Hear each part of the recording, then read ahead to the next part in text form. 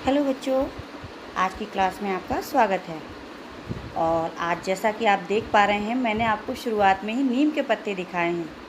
आपने सभी ने आसपास देखा ही होगा कि नीम के जो पत्ते होते हैं वो ऐसे ही दिखाई देते हैं। और ये जो डंडियाँ सी दिखाई दे रही हैं, ये उसके टुकड़े, जो डालें होती हैं उसमें आपने देखा होगा पतली पतली शाखाएँ जाती हैं, उसके ये टुकड़े हैं। और इसका प्रयोग दातुन के रूप में किया जाता है। दातुन मतलब दांतों को साफ़ करने के लिए। जिस तरह से हम पेस्ट और ब्रश का यूज़ करते हैं, उसी तरह से इसका प्रयोग किया जाता है। इससे दांत मजबूत भी होते हैं। और अभी भी आज के समय में भी जो दातुन है वो गांव में आप देख सकते हैं कि लोग अभी भी प्रयोग कर रहे हैं और इनसे अपने दांतों को साफ़ करते नज़र आ जाते हैं। तो मैंने जो ये दिखाया है, इसका मेरा कारण भी यही है कि मैं आपको दिखाना चाह रही थी दातुन। तो हमारे पाठ का नाम जो है वो भी यह है, दातुन बनी ईंधन। तो दातुन ईंधन किस तरह से बनी वो हम पाठ पढ़ करके जानेंगे। आपने ऐसा कई जगह देखा होगा, लिखा होता है कृपया पृष्ठ की एक भूरी लिखें। यह बात हमेशा और अक्सर ही हमें देखने के लिए मिल जाता है। परीक्षा में परीक्षार्थियों को दी जाने वाली उत्तर पुस्तिका के शीर्ष पर भी यह पंक्ति जरूर लिखी होती है। सरकारी विभागों में बोर्ड पर लिखा होता है कि आवेदन कागज़ की एक पूरी लिखें और जो भी चीज़ है वह एक साइड खाली छोड़नी है। मतलब जो हमें लिखना है, ज़रूरी जो चीज़ है वो हमें सिर्फ आगे लिखना है और पीछे के पेज को पूरी तरह से खाली छोड़ देना है। ऐसा करना सुविधाजनक नहीं होता है, लेकिन पर्यावरण की दृष्टि से उचित ज़रूर होता है। जो काम किसी एक कागज़ के दोनों हिस्से से लिया जा सकता है, उसके लिए दो अलग अलग कागज़ खर्च करने होते हैं। तो वो परिणाम स्वरूप क्या होता है कि हमें पर्यावरण की हानि भी होती है। पर्यावरण की हानि किस तरह से होती है? क्योंकि जो आप जानते ही हैं कि जो पेज हैं या ये कागज़ है, ये पेड़ के द्वारा बनाया जाता है और पेड़ों के द्वारा इनका निर्माण किया जाता है। और जब पेड़ और इसको बनाने के लिए पेड़ों को काटा जाता है, तो इस तरह से क्या होता है, पर्यावरण संतुलन बिगड़ जाता है। तो ना बिगड़े, इसके लिए गांधी जी बहुत सारे उपाय लोगों को बताया करते थे। तो ऐसे ही एक बार महात्मा गांधी जी ने सबके लिए एक सभा बुलाई और सबको ये बुला करके कहा कि हमें हर उपाय से पर्यावरण और धन दोनों की बर्बादी को रोकना है। एक बार उनके मन में दातुन के एक से अधिक उपयोगों के बारे में विचार उठा। तब वह इंदौर में थे और उन्होंने वहीं पर उसी दिन से दातुन का उपयोग एक से अधिक कामों में करना आरंभ कर दिया। मगनबाड़ी, वहाँ जगह का नाम है मगनबाड़ी। मगनबाड़ी लौटने के बाद पहली शाम के प्रवचन में आश्रम वासियों को समझाया कि हमेशा देश में अधिकतर लोग गांवों में रहते हैं, उन्हें ईंधन के लिए जंगलों से लकड़ी काटनी पड़ती है। यह उनकी व्यवस्था है, मजबूरी है। व्यवस्था का मतलब होता है मजबूरी। तो यह उनकी मजबूरी है। ईंधन का कोई और साधन उनके पास नहीं है। इसी के साथ साथ उन्हें शहरी लोगों की ज़रूरत के लिए भी पेड़ों की कटाई करनी पड़ती है। हमें ऐसे उपाय सोचने चाहिए जिससे पेड़ों की बर्बादी रुके। दातुन को बहुउपयोगी यानी बहुत सारे उपयोग के तौर पर बनाकर उसकी शुरुआत करनी चाहिए। गांधी जी ने आश्रम वासियों को याद दिलाया कि हम दांत मांजने के लिए जो दातुन इस्तेमाल में लाते हैं, उसे एक बार प्रयोग में लाने के बाद फेंक देते हैं।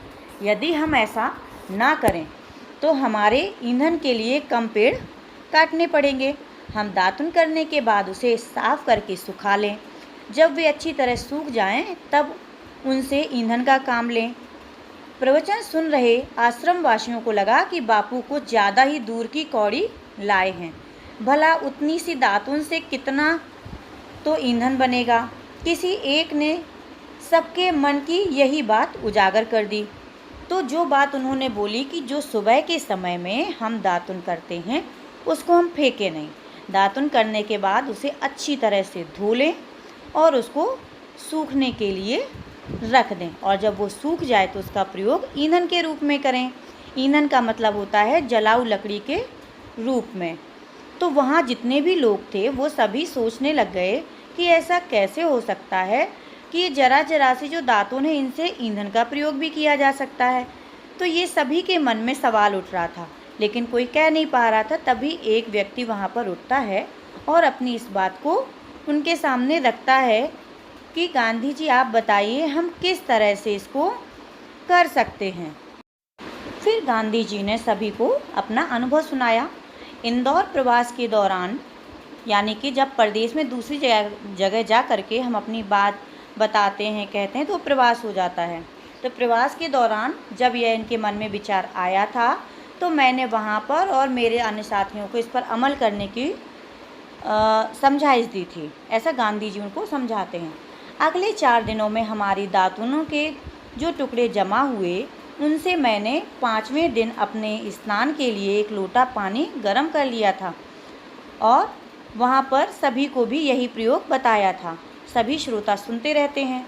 गांधी जी ने उनके प्रयोग के बारे में जानने के बाद वहाँ बैठे सभी श्रोताओं को लगा कि हाँ, यह तो हो सकता है। दातुन की दातुन और ईंधन का ईंधन, यानी कि ये ईंधन का ईंधन भी हो जाएगा और हमारी दातुन भी हो जाएगी। गांधी जी ने उसी दिन आश्रम के एक बरामदे में एक बाल्टी टंगवा दी और यह सूचना प्रसारित करवा दी, यानी कि यह फैला दिया, प्रचार प्रसार करवा दिया कि यहाँ पर अगली सुबह से ही प्रत्येक व्यक्ति अपनी दातुन को इसमें सूखने के लिए डालेगा, धोएगा और उसमें डालेगा। 10 बजे के आसपास कोई एक व्यक्ति उस बाल्टी में जमा हुए सभी टुकड़े धूप में सूखने के लिए फैलाएगा। सूखे हुए टुकड़े कोयले वाली कोठरी में पहुंचाएगा और बाद में ईंधन के काम में इसको लाया जाएगा। गांधी जी की सीख और विधि को बदौलत कुछ ना समझी जाने वाली दातुन भी पर्यावरण की रक्षा में अपना योगदान देने में समर्थ हो गई। यानी कि जहाँ पर उसका लोग कोई भी ये प्रयोग नहीं जानता था कि इस दातुन का प्रयोग हम किसी अन्य तरीके से भी कर सकते हैं, उसकी जगह पर गांधी जी ने सभी को यह समझा दिया कि जो ये दातुन किसी भी काम की नहीं है, वो भी हम अपने काम में ला सकते हैं और ईंधन के रूप में इसका प्रयोग भी किया जा सकता है। तो इस तरह से वहाँ पर जो भी लोग थे वो भी उनकी बात को सहमति देते हैं और कहते हैं कि आप जो कह रहे हैं वो बिल्कुल सही कह रहे हैं। तो इस तरह से उन्होंने किस तरह से पर्यावरण को बचाने के लिए बहुत सारे प्रयास किए, वो आपने देखा। और गांधी जी हर छोटी छोटी चीज़ों के लिए भी कुछ ना कुछ अच्छा करने का प्रयास करते रहते थे, ताकि लोगों का भला भी हो सके और पर्यावरण का भी भला हो। तो आशा है कि आपको पाठ है वो पूरी तरह से समझ में आ गया होगा। धन्यवाद।